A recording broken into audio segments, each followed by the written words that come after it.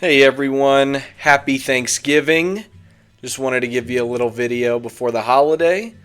Should have a more full-length version coming here soon, but just wanted to do one in honor of Thanksgiving. So yeah, I just wanted to talk about the real story of Thanksgiving. Obviously we know the basics, right? You know, the Pilgrims and the Indians all eating around a big table.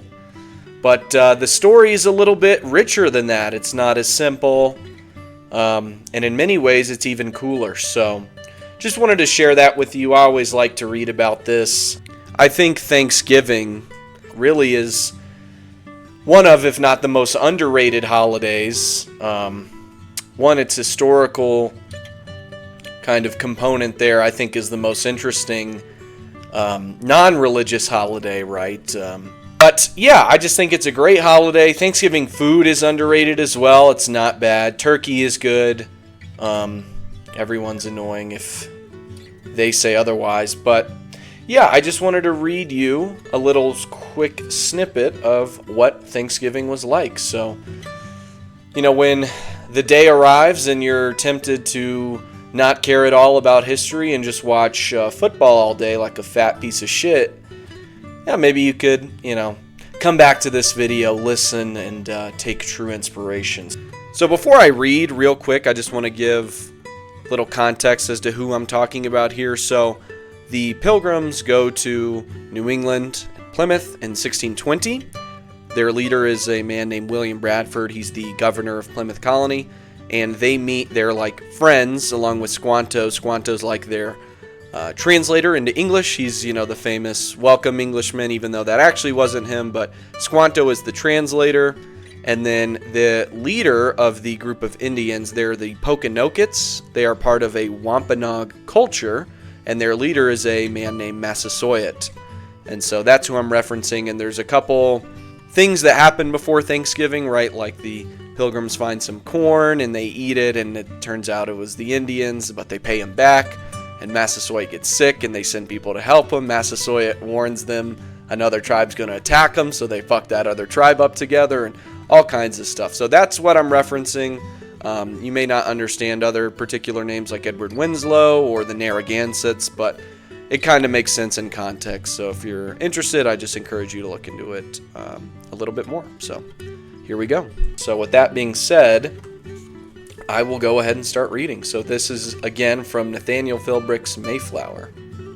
We do not know the exact date of the celebration we now call the first Thanksgiving, but it was probably in late September or early October, soon after their crop of corn, squash, beans, barley, and peas had been harvested. It was also a time during which Plymouth Harbor played host to a tremendous number of migrating birds, particularly ducks and geese, and Bradford, the governor of Plymouth Colony, ordered 4 men to go out fowling. It took only a few hours for Plymouth's hunters to kill enough ducks and geese to feed the settlement for a week. Now that they had gathered the fruit of our labors, Bradford declared it time to rejoice together after a more special manner.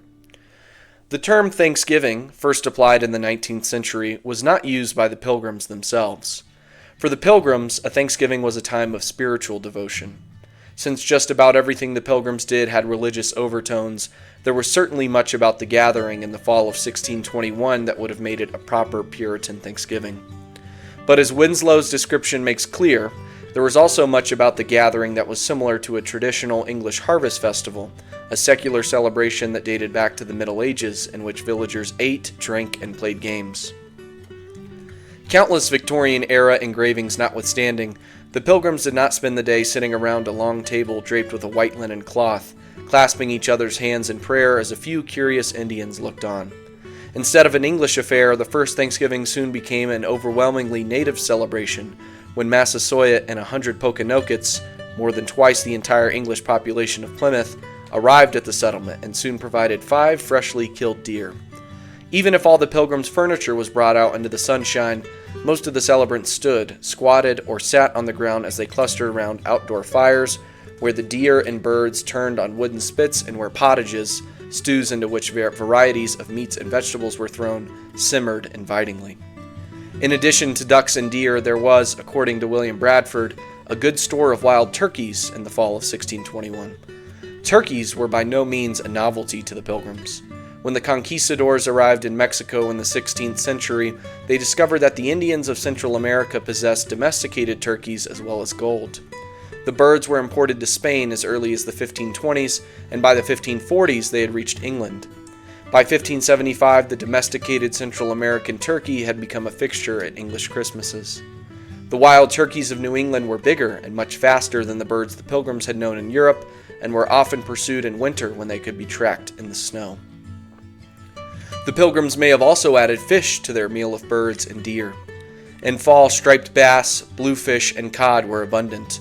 Perhaps most important to the Pilgrim was that with the recently harvested barley crop, it was now possible to brew beer. Alas, the Pilgrims were without pumpkin pies or cranberry sauce. There were also no forks, which did not appear at Plymouth until the last decades of the 17th century. The Pilgrims ate with their fingers and their knives. Neither William Bradford nor Edward Winslow mention it, but the first Thanksgiving coincided with what was, for the Pilgrims, a new and startling phenomenon: the turning of the green leaves of summer to the incandescent yellows, reds, and purples of a New England autumn. With the shortening of the days comes a diminishment in the amount of green chlorophyll in the tree leaves, which allows the other pigments contained within the leaves to emerge. In Britain, the cloudy fall days and warm nights cause the autumn colors to be muted and lackluster. In New England, on the other hand, the profusion of sunny fall days and cool but not freezing nights unleashes the colors latent within the tree leaves, with oaks turning red, brown, and russet, hickories golden brown, birches yellow, red maples scarlet, sugar maples orange, and black maples glowing yellow. It was a display that must have contributed to the enthusiasm with which the Pilgrims later wrote of the festivities that fall. The first Thanksgiving marked the conclusion of a remarkable year. 11 months earlier, the Pilgrims had arrived at the tip of Cape Cod, fearful and uninformed. They had spent the next month alienating and angering every Native American they happened to come across. By all rights, none of the Pilgrims should have emerged from the first winter alive. Like the French sailors before them, they all might have been either killed or taken captive by the Indians. That it had worked out differently was a testament not only to the Pilgrims' grit, resolve, and faith, but to their ability to take advantage of an extraordinary opportunity. During the winter of 1621, the survival of the English settlement had been in the balance. Massasoit's decision to offer them assistance had saved the Pilgrims' lives in the short term, but there had already been several instances in which the Sachems, that would be Massasoit's, generosity could all have gone for naught. Placing their faith in God, the Pilgrims might have insisted on a policy of arrogant isolationism. But by becoming an active part of the diplomatic process in southern New England, by sending Winslow and Hopkins to Sowams, by compensating the Nausetts for their corn, and most important, by making clear their loyalty to Massasoit at the Hurly-Burly and Nemasket, they had taken charge of their own destiny in the region. In 1620, New England was far from being a paradise of abundance and peace. Indeed, the New World was, in many ways, much like the Old, a place where the fertility of the soil was a constant concern, a place where disease and war were omnipresent threats. There were profound differences between the Pilgrims and Pokanokets, to be sure, especially when it came to technology, culture, and spiritual beliefs. But in these early years, when an alliance appeared to be in both their best interests, the two peoples had more in common than is generally appreciated today. For the Pilgrims, some of whom had slept in a wigwam, and all of whom had enjoyed eating and drinking with the Indians during that first Thanksgiving, these were not a despicable pack of barbarians, even if some of their habits, such as their refusal to wear clothes, struck them as savage. These were human beings, much like themselves, very trustworthy, quick of apprehension, ripe-witted, and just, according to Edward Winslow. For his part, Massasoit had managed one of the more wondrous comebacks of all time. Once in danger of being forced to pay tribute to the Narragansetts, he had found a way to give the Pokanokets, who were now just a fraction of the Narragansetts in terms of population, a kind of parity with the rival tribe. Massasoit had come to the Pilgrims' rescue when, as his son would remember 54 years later, the English were as a little child. He could only hope that the Pilgrims would continue to honor their debt to the Pokanokets long after the English settlement had grown into maturity. Amid all the bounty and goodwill of the first Thanksgiving, there was yet another person to consider. The Pilgrims had begun their voyage to the New World by refusing to trust John Smith. No stranger, they decided, was going to tell them what to do. But instead of being led by an English soldier of fortune, they were now being controlled, whether they realized it or not, by a Native American named Squanto. For, unknown to both Bradford and Massasoit, the interpreter from Patuxet had already launched a plan to become the most powerful Indian leader in New England. So there you go. Pretty interesting, huh? I know a lot of those references you probably don't understand. Some of when Philbrick is talking about, hey, the Pilgrims were smart, they entered into the diplomatic process, they sent their Stevens and Hopkins, I believe it was, to Sowams. What they're referring to is Massasoit, the leader of the Wampanoags, specifically the Pokanockets, got very sick, and obviously all the Indians thought he was about to die, but the Pilgrims sent their version of medicine men, their doctor. I don't think he actually was a doctor, but they had some obviously more advanced medicine coming from Europe at the time, and they actually were able to, whether their efforts or by chance or by God, heal Massasoit, and that kind of reinvigorated the relationship between the two groups. And then, to pay back the favor, Massasoit warned the Pilgrims at Plymouth that, hey, this rival tribe is coming to exterminate you because you've allied with me. And so they sent Miles Standish, their commander at the time, and they kind of roughed up that other tribe and killed a couple people and made sure that